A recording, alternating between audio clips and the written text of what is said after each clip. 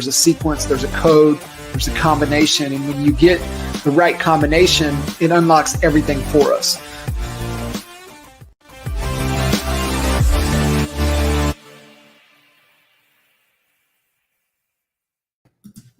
What's up? Hello, hello. How are you? I'm fantastic. Thanks. So glad you're able to jump in and get to hang out for a little bit. Well, it's an honor to be here. And John, thanks for having me on, because I think we met maybe 2 years ago and you've changed my thought, my thinking on so many things. So I'm just super grateful. So it's an honor to be here. Thanks. It has been fun, and I think honor as well. And I've learned so much from you and Ryan, and just excited to kind of dive into a few things. I really want to dive in with you around the power of coaching. And I know it's a passion of yours. You're an incredible coach.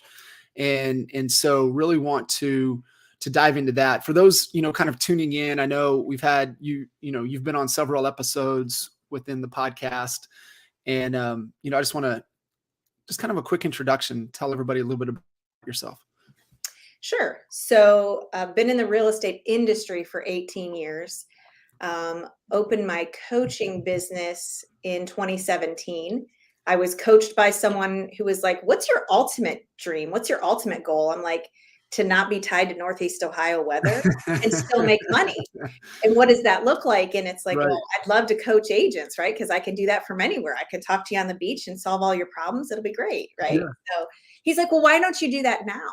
And it was because I thought I had to be at a certain level to help someone. And I had that imposter syndrome that would have carried with me forever if I didn't get into coaching, but it wasn't always that way. So just 18 years in the business. When I started out, I was a single mom with 2 kids. Full transparency, the addiction to real estate, and the fact that I could go from, the rich dad, poor dad concept into I can make as much money as I want in life and break that cycle. I very quickly got sucked into the real estate game, which affected my family, caused me to get a divorce, also caused me to be a top agent in my market. So there's trade-offs, right? I mean, Right.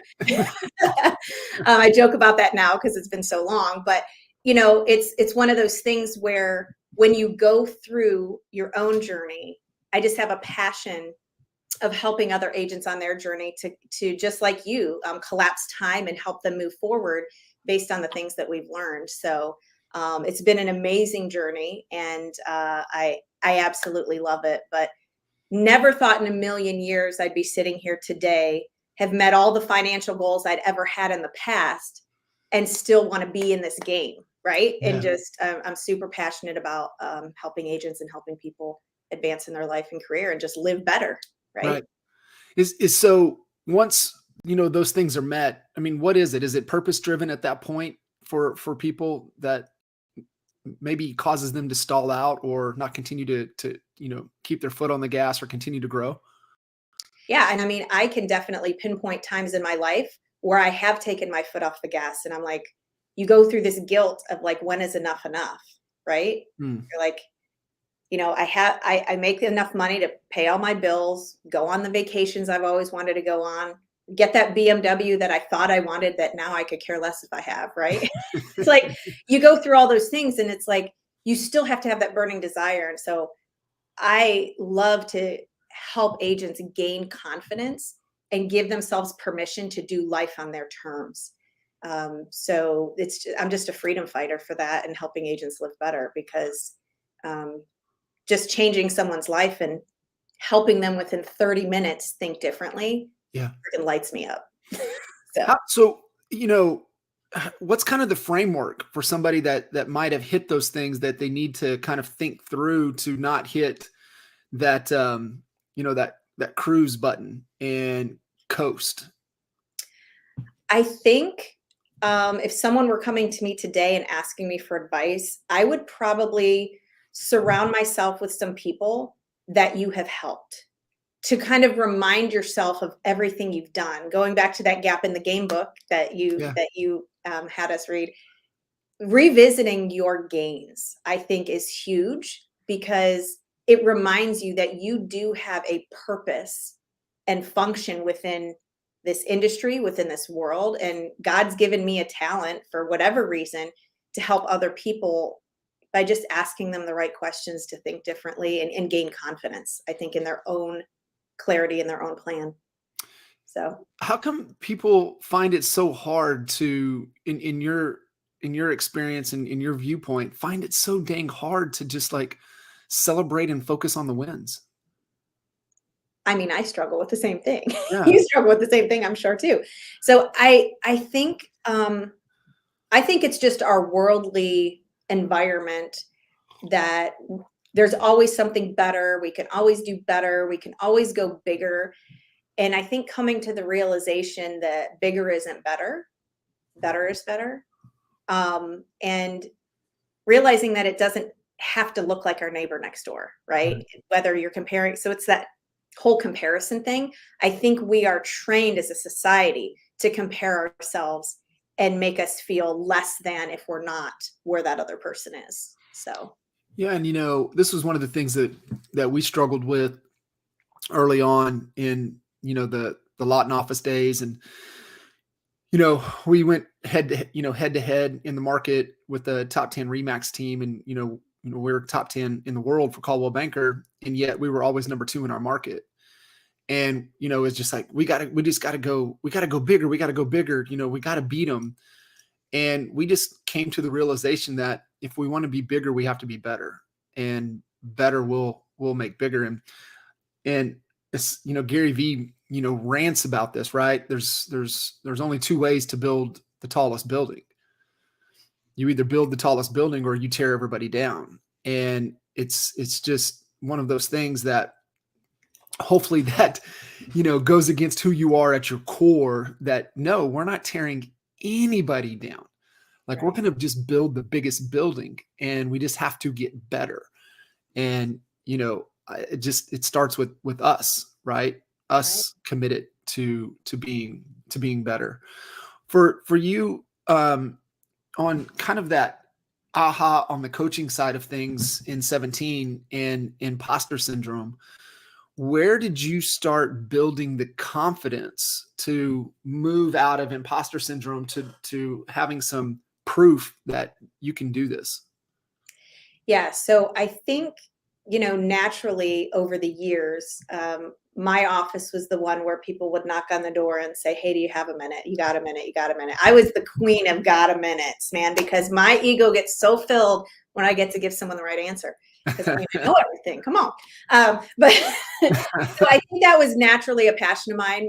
I have a 2-year degree from community college. So for everybody that thinks you have to go to school, get a bachelor's degree to be super successful, let's just knock that down right now. Not true. I was a preschool teacher, right? So God gave me the gift to take information, regurgitate it, and spit it out in a way that people can relate to or understand. Yeah. And so I've done that for so many years that I think when agents ask me if I were to get into coaching or I want to do what you did, how would I start? And I would say, always talk to agents and help agents that are just a chapter or 2 behind you. And that will gain you confidence, right? I could have studied books and pretended to be an amazing coach and go right after the top agents and say that I'm $1,500 a month. And I would have had a slower climb. But what I loved is I started at the point of agents that were a few chapters behind me. I started out with teaching new agents, and that built my confidence. And then I thought I could only coach agents that produced less than I had ever produced, right? And then somehow I crossed that threshold of I would out of the blue get a referral. And I'll never forget one of my clients. She's a client from California. She said her average sale price is 1.2 million. And I said, well, how many deals do you do a year? She said about 30. And I said, shit, I don't even know if I can coach you. I'm like panicking inside. Yeah. And I coached her for about 1.5 years. And she's amazing because she's like, well, Jacqui, you've done 75 deals in a year, right? Like, I want to learn from you, right? And so just realizing that you're going to get those opportunities and don't back down. Just push yourself through them and it'll get you to another level. So I also find it I love your take on this. And I also find it that when you can connect and resonate with somebody that has their unique ability that can challenge you in certain ways, and it doesn't matter the size of the business.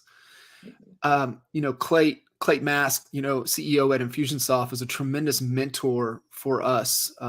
Really transformational on the leadership side of things. And he had shares the story when he hired his coach, Steve Hardison. And with Steve, like you write Steve $100,000 check at the beginning of the year, Right. and you have to go to his house in Arizona to be coached by him. And so he coached with Steve, transformational in him and as a human being. And then Clay got to a point that he felt he needed to find somebody that had built a bigger business of where he was wanting to go. And so he left Steve and found somebody to work with that had built a bigger business, or built a business like where Clay was wanting to take Infusionsoft, which is now Keep.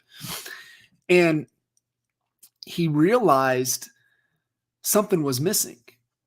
And it was Steve's guidance, Steve's, what made Steve to be able to pour into Clay to help Clay become the leader that he was. And so he went back to Steve.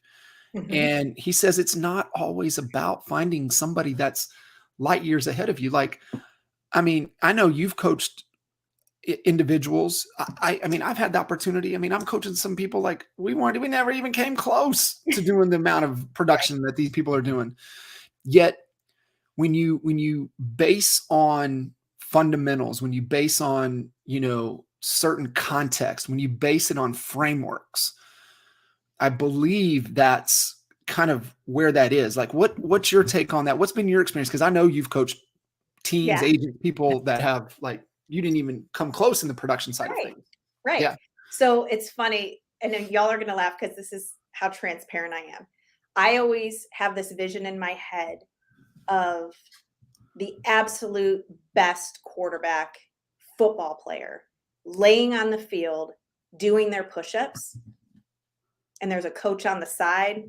He's a little overweight, he doesn't even brush his hair, right? Like, and he is that person's coach. Yeah. Because he's not on the ground doing the push-ups, and he's never saying to that football player, I can do more push-ups than you, or I did more push-ups than you. Come on, boy, right? That's not happening. But he's the right guy for the job. Mm-hmm. And so whenever I get that imposter syndrome, that's literally what I think about.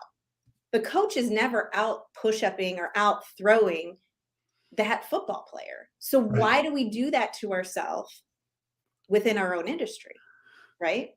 So that's where I put my mindset for that. That helps you go back. Yes. But I think that also takes a level of humility to even be able to get to that point, to even have that thought process. Mm-hmm. Right. Right.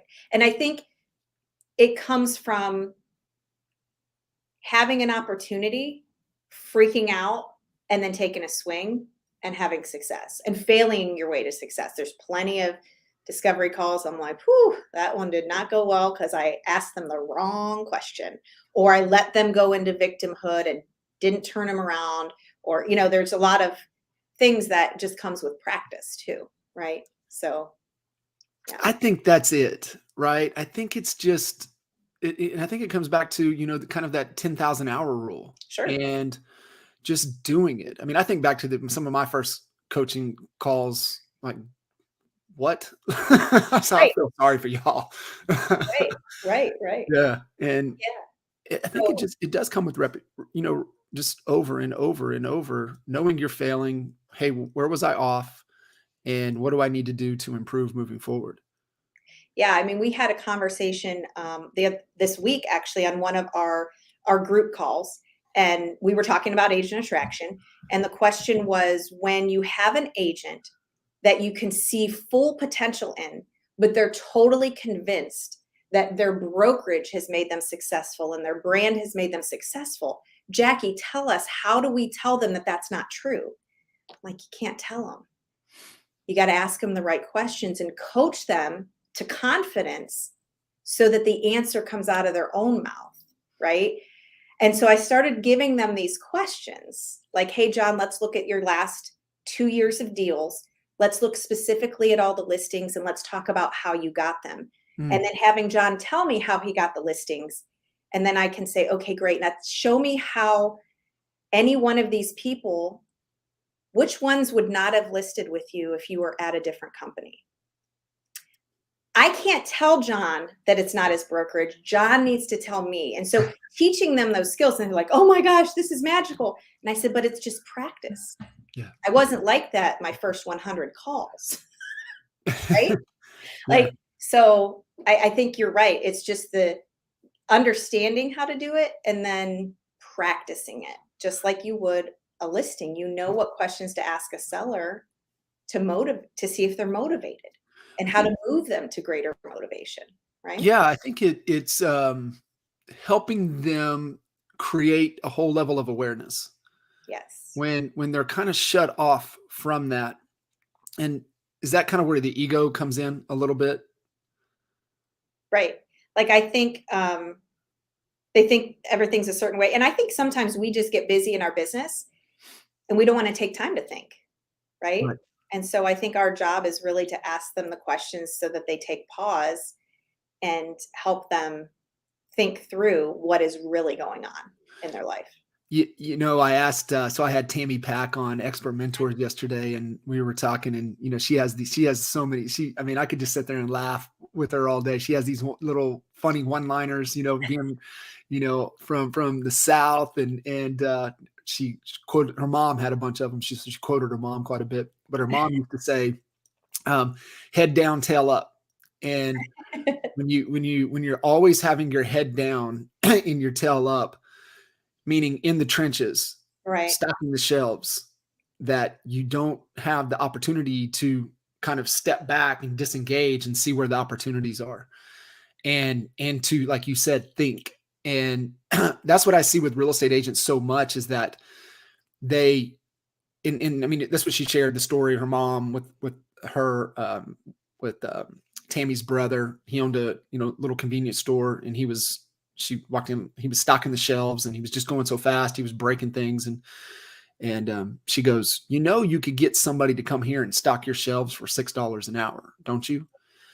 And I think that's the thing that I see with real estate agents, and I know you have as well, is that they get so busy stocking the shelves that they're not stepping back and focusing on the things that really move their business forward. You know, and it's a fear. What is that fear of? You know, it's that whole leverage piece. We just had Justin Nelson come in, which was awesome. That whole leverage piece, I think it's within our career, but it's also within our personal life, and it's moving not only our business forward, but our life forward. And one of the things that I've shared, maybe you've heard me share this before, but I think there's a lot of guilt. There's guilt, and then there's obviously ego and control. And the ego part that you talk about you touched on was more about, you know, nobody can do it better than I can, you know, stuff. And who am I to think someone else should work for me, right? And do these things. And I don't want my clients to think they're not important, because that's what helped me grow my business. And, you know, we have all this self-talk of the reasons why we can't grow, but it's also the fear of the cost, right? And so many of us in this industry don't see the return on investment cost. And we always think it's this big leap into a whole nother level. Again, that imposter syndrome that we aren't deserving of, or we're not at that level yet. And I just think that realizing that the earlier, the better, your life is going to get better, right? Whether it's hiring someone to clean your house or anything like that. But the guilt factor of that is like, well, you know, why would I need someone to clean my house? Like, do I think I'm too good to clean my own shower? Right? That's not it. But we go through all of that, Right. And have to combat that. So one of the things that I say, and a lot of people know that I'm a woman of faith, is that, you know, to be a good steward of God's money, it's our job to provide opportunities for people who want to clean our homes, right? There are people out there that want the opportunity to help you and support you in your business and in your life. Those are opportunities they have.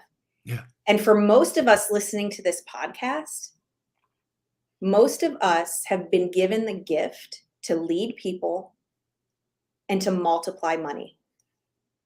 We've been given the gift to have the knowledge to multiply money. And so why are we feeling guilty about that when we're actually just keeping his money in currency? Does that make sense? Yeah, it does. I love that. It's like magical to me to think about it differently. Yeah. I love that. I love that viewpoint, that take on it. And I think there's a little bit of doubt that they don't believe that they bring enough value, right? And, money exchanges hands, right? When we solve problems, but you have to believe that you are valuable enough to solve problems. Right. And I think that's where, especially a lot of, newer agents into the business, where they struggle is that they don't believe that they have enough value to solve problems. And so that example with what you shared of, hey, let's just retrack your last 10, 15 deals. Where did they come from? How did you solve their problem? Did they believe you had the value? You got them to their goal. So you help them, come out of that imposter syndrome and realize that they're winning, which builds that confidence and being able to get to that point. We're talking about fear. There was a quote that was working with the team this morning, and we were working through a project on overcoming the fear of failure. Mm-hmm. And there was an Aristotle quote that said, there's many ways to fail, yet there's only one way to succeed.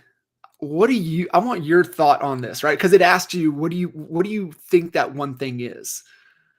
There are many ways to fail, but there's only one way to succeed. I would say, well, it's tattooed on my arm. I would say belief. I don't know if y'all can see that. Yeah.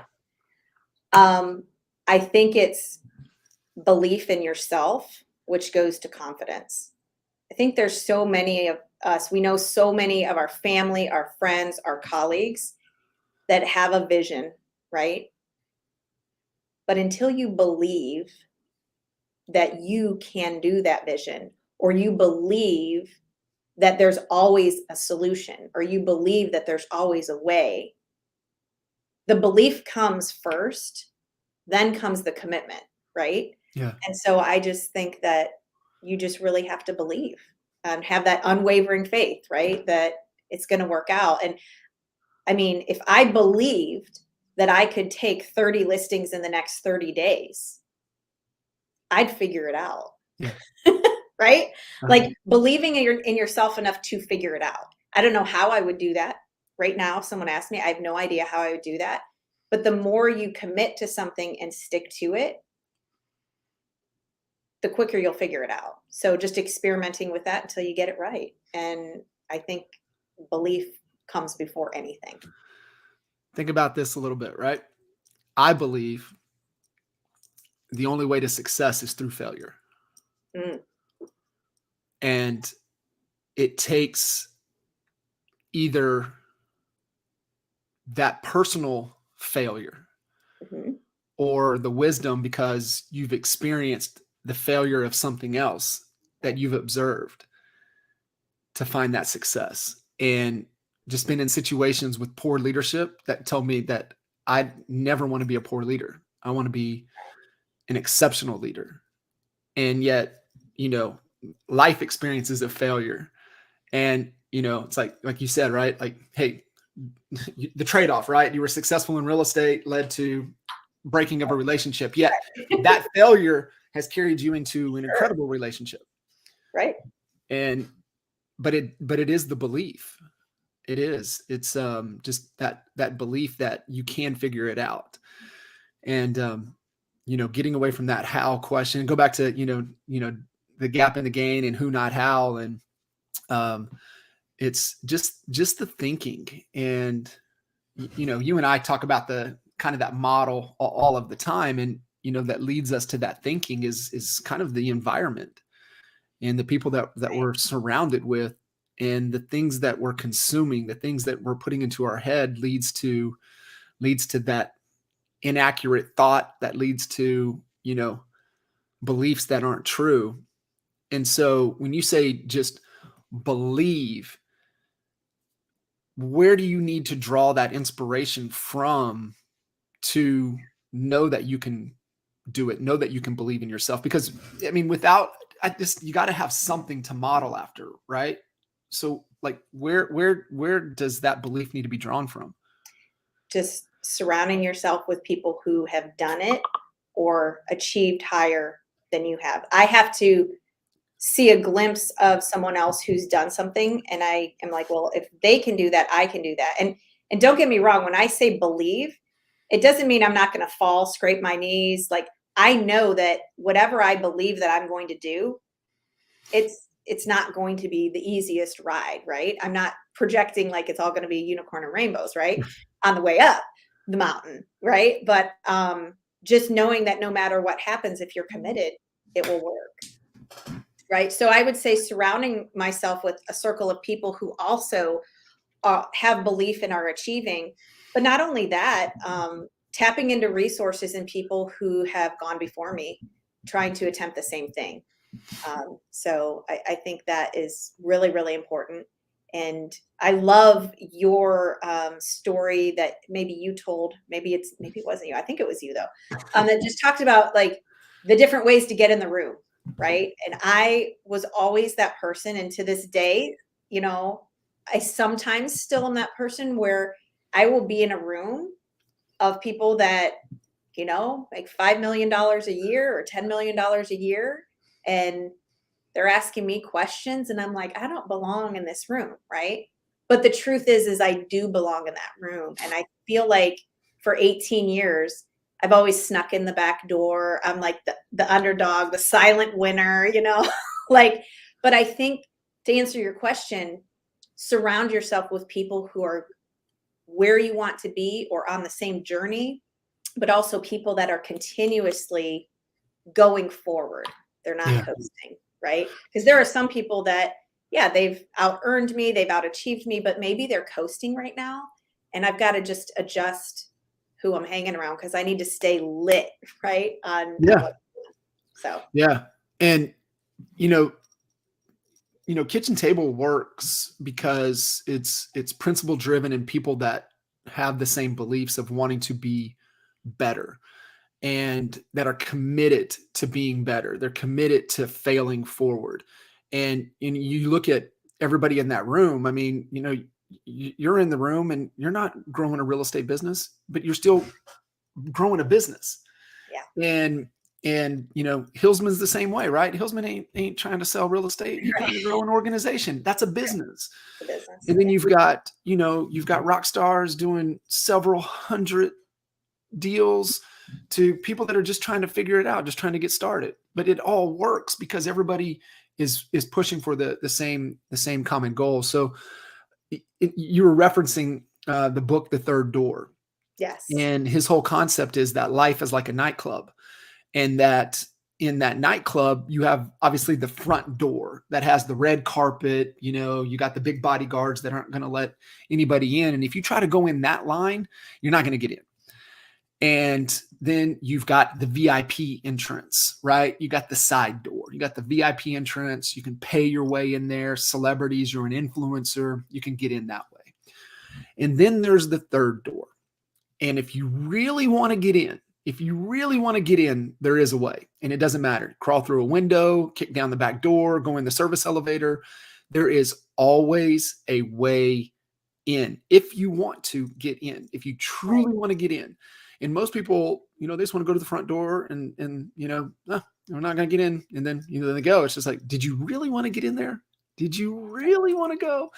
And most of the time the answer is no. I always joke with, I like telling this story because I can tell this story because I've known him the longest. And we had a mastermind event preceding EGS a while back, obviously, since we haven't done EGS in several years. And there in Texas, and we took all the masterminds out on a catamaran around Lake Louisville. And my very dear friend, Mr. Michael Reese, got a little banged up. We'll put it that way. And he got a little tired on the bus ride home. And so everybody was going into the front entrance of the Marriott. And I looked at Kinder, and I sat down next to Mike, and he was napping on the very front seat. So everybody going out saw him and was giving him shit. And I said, in the front door, I'm going to get him to his room. And he said, kind of looked at me, because there's only one entrance into the Marriott. And actually, there's two. You can get it. And I said, I want to get him up. Yet there's only one elevator up to the rooms. And we went around the back way and got him in through the service, to the security guard in the back. And I explained kind of the situation. And I was kind and, smile. And they got us up to the service elevator, took us off at the entrance right next to his room, right into his room. Nobody ever saw us. And that, it's a funny story, and yet it's that concept, right? If you want to get in, you can get in. You just have to look for it. And you have to want to have the desire. Jacqui, one of the things that you were just saying right there, I want you to touch on the power of what you say, the power of affirmations, the power of speaking positively. Oh, this is where we start going, like, Jacqui Bowman's crazy. She talks to herself, So one of the best things that I ever did, and I don't know if someone else came up with this idea before I did. I'm sure they did. But sometimes we write down the affirmations, right, of our beliefs. Because to me, again, it's all about belief. I will have, whatever. I have 1,000 people in my organization, December 31st of this date, right? I have blah, blah, blah, right? So whatever those are, there's something about, I've listened to these affirmation tapes or these recordings on like Apple Music and things like that. And it's usually some guy with a soft voice talking about his affirmations, or whatever. Yeah. But I cannot tell you the power around you writing down your affirmations, opening the voice memo on your phone, and reading your own affirmations to yourself. Yep. And then playing that in your head in your own voice as you go to sleep. Yep. Yep. Like, this is the crazy shit y'all have to do. Right. Just so you know. Like, it sounds very weird and crazy if you've never done anything like that before.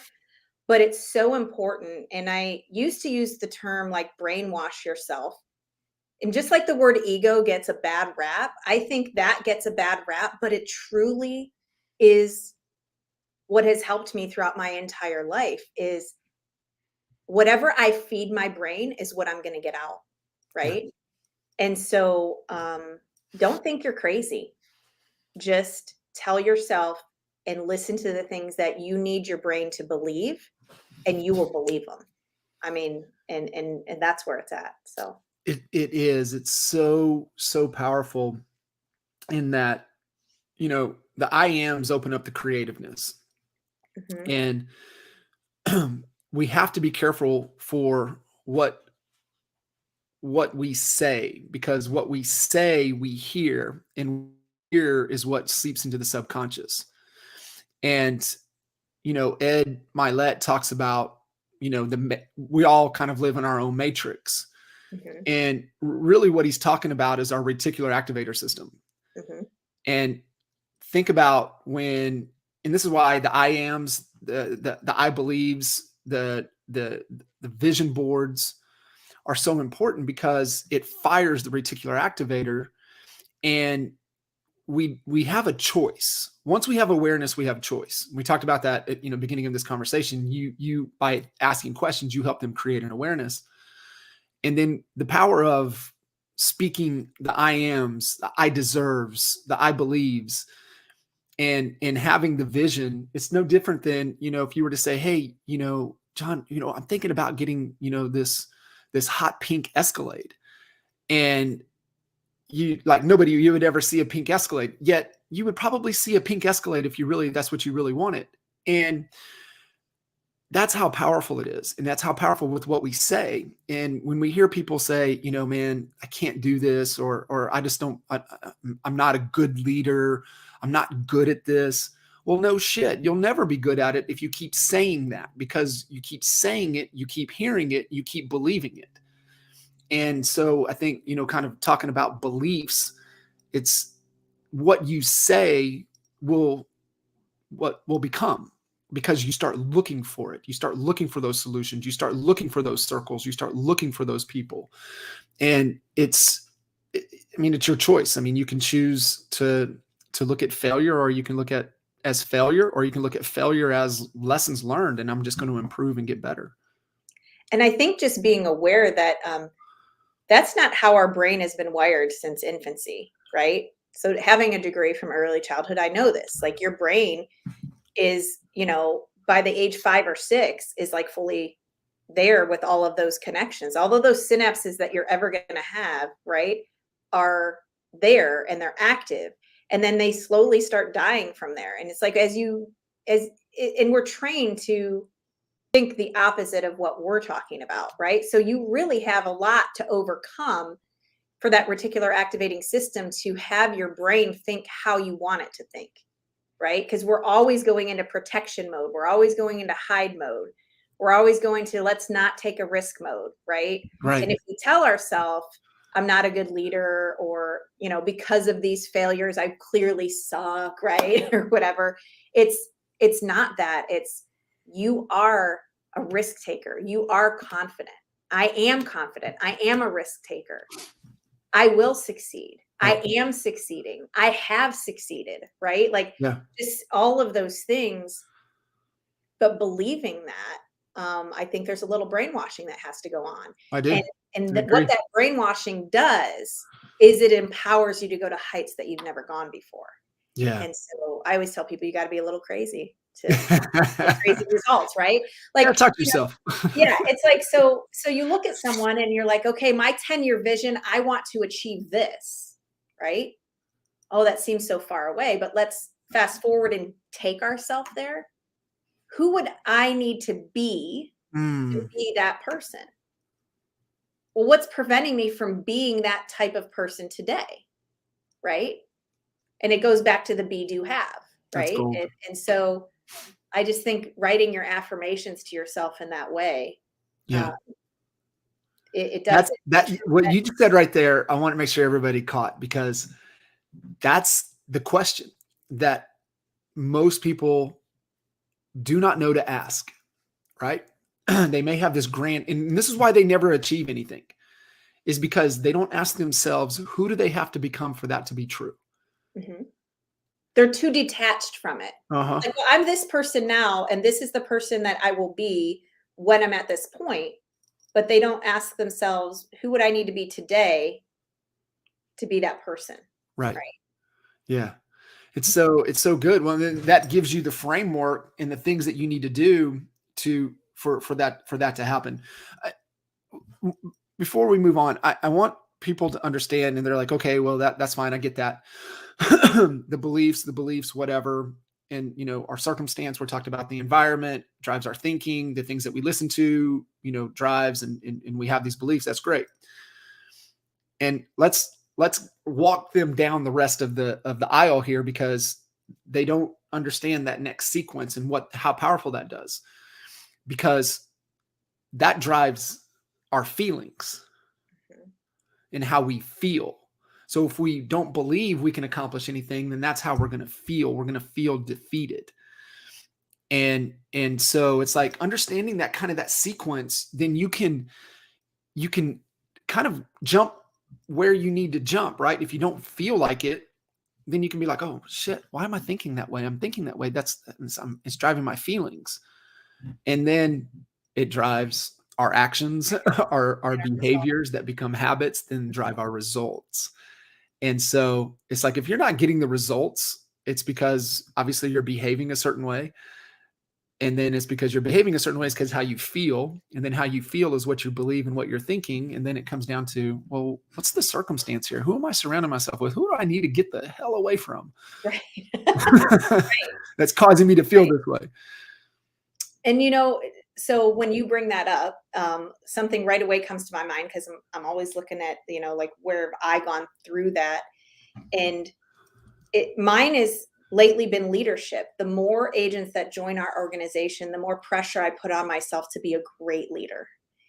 And so I can look back 10 years ago and I can say, gosh, I feel bad for the people that were partnered with me. Like, I was not a good leader. And realizing with the gap in the gain, how far I've come. Yeah. And so now when an incident happens to where an agent leaves or something blows up and doesn't go smoothly, and I've maybe behaved in a way I feel like I shouldn't have as a leader, right? We still all make mistakes. But instead of saying to myself, when I make those mistakes, I'm not a good leader, saying to myself, because of my affirmations, right, I'm still on my journey, and now I'll be a better leader. Mm-hmm. Right? Yeah. It's all about what we're telling ourselves in those moments.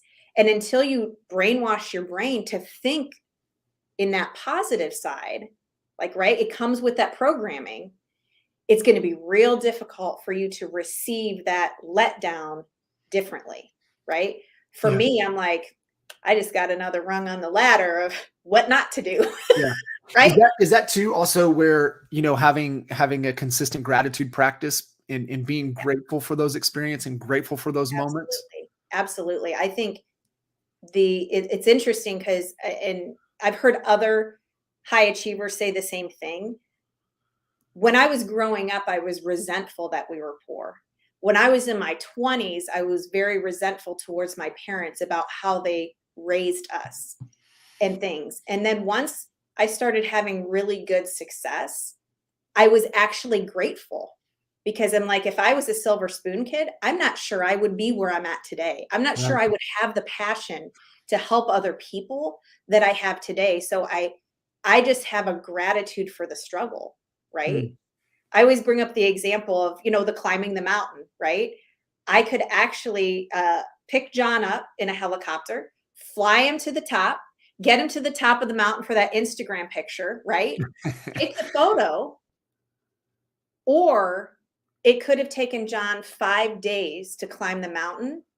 And when he's standing at the top getting his photo taken, that's a whole different picture. Yeah. Right? Yeah. And how badly does John want to help someone else on that journey to have that same experience? Yeah. And so that's where I think the gratitude comes in for all of those things, even on my journey through leading and leadership, right? Right. Yeah. It is so powerful. And, just, in the conversation again this morning, we're talking about overcoming the fear of failure. And, it's like, hey, tell a story. And I was like, well, probably the best story, politically correct, or the PG version story I could tell is the endurance side of things, failure. Right. And, you look at, the first attempt, blindly going in, right? Coming off of a high of completing, 2 Ironmen. I know I'm about to do 2 back-to-back ones. Like, we're building momentum going into 20. We're going to crush it. I'm going to do just like incredible things. And you get humbled and, go 80 miles and humbled, and then go at it again and go 64. We're trying to go 100. Mm-hmm. And so humbled even more. But I was grateful for those experiences because I was able to learn. And then I started to ask better questions. So you said you knew the struggles that I had at 64. And you're like, I got somebody you have to talk to. Go to your room right now. I'm going to have him come up there. And you sent Jacob. Mm-hmm. And Jake was there. And I would not have been able to complete this one without his help. Mm-hmm. And it was funny. I finished that, that last one. and I FaceTimed him, right? I'm like, I've got new blisters that I didn't know you could get blisters in the way that they look. And I'm FaceTiming him, right? Showing him my feet. And he goes, all right, we solved the trauma. We didn't have trauma on your toes. And I was like, all right, well, I appreciate the positiveness here, Jake. I appreciate it. But look at the bottom of my feet. We got a problem here. He goes, oh, I'm not concerned about that. I was like, brother, I'm concerned about that. And then he talked me through it. Right. So he explained it. And now we know what we got to do next time. Yet that happened. No trauma, just blisters that we can fix moving forward. But I was still able to go one-on-one. And Right. to me, Woo! that's that, you know, learning from it. I could have been humbled and could have just said, hey, I'm never going to be able to do this. Or I could have kept learning and reiterating and then talking to more people and like, how do I solve this? And I mean, honestly, it was the game plan. Obviously with Coach had a great game plan, but with him was honestly was the reason that we got through it. But And you believed that you were going to figure it out. And when you knew quitting, I mean, I don't want to put words in your mouth, but I don't believe at any time you thought because you failed at the 64 that you were going to quit. And what happens is when you're still determined in belief, people appear because you're radiating that energy of where you're going, right? I mean, seeking. Yeah. Seeking. And I think that's one of the biggest things with people that just give up. They don't keep seeking. They don't seek to be better. They believe that they can find a solution if it's a desired outcome they truly want. Right. And I think that's where the gut check comes in. It's like, do I just want to do this because my friend did it and I want to be competitive? And it goes back to what you said about the Coldwell Banker thing and being number one. Yeah. Like you could have been number one and all been broke. Yeah. Right. But we would have been. That's the only way we could have got there. Right. So I think losing sight of the reasoning behind why you're doing something, that'll snuff out whether you really want it or not. And I'll tell you this. The way you just phrased that, us getting to top 10 in the world, number 2 in that market at that level, broke us. It broke me. It broke Kinder. It really did. And that next year we separated for about 2.5 years, and we had to heal and we had to learn. We had to become better leaders, overcome our egos because it broke us chasing something that wasn't really the goal. And and I think it's hard for us, many of us leaders, because part of our personality is so competitive. Yeah. Right. And that ego, like if we didn't have a good ego, we probably wouldn't be able to do what we do. Right. But having the skill set to really look at things and realize the why behind them. I love it. And we've all gone through that. You've got the shirt. It's the concept of outcome over ego. And I think it's one of the most powerful concepts that anybody could ever, we talk about, you've got the tool belt on. To me, the outcome over ego concept is the tool that's in your tool belt, right? It's something that you need with you at all times to do the gut check. And ego is in the outcome over ego concept is that ego is trying to be right. Yet outcome is trying to get to right. So what is right? And I think that comes down to everybody. That's kind of the question they have to ask themselves is like, what's the goal? Like, what are we really trying to accomplish here? Right. And how do we get there without me trying to prove that I'm right? And, I love, Elon's thing, I know I'm wrong. I'm just trying to be less wrong. And, and we're just trying to get to right. And it's such a powerful concept. Yeah. So Jacqui, as we wrap up here, I knew it was going to be amazing conversation every time we get together and have the opportunity to chat. It always is. I mean, this is usually our conversations, even not recording. So might as well just record them, right? Exactly what we talk about. Might as well just record it anyways. Right. What are some of the things that, folks tuning in here as we wrap up need to be thinking about moving forward when they're looking for that help, they're looking for that coach, they're looking for that person?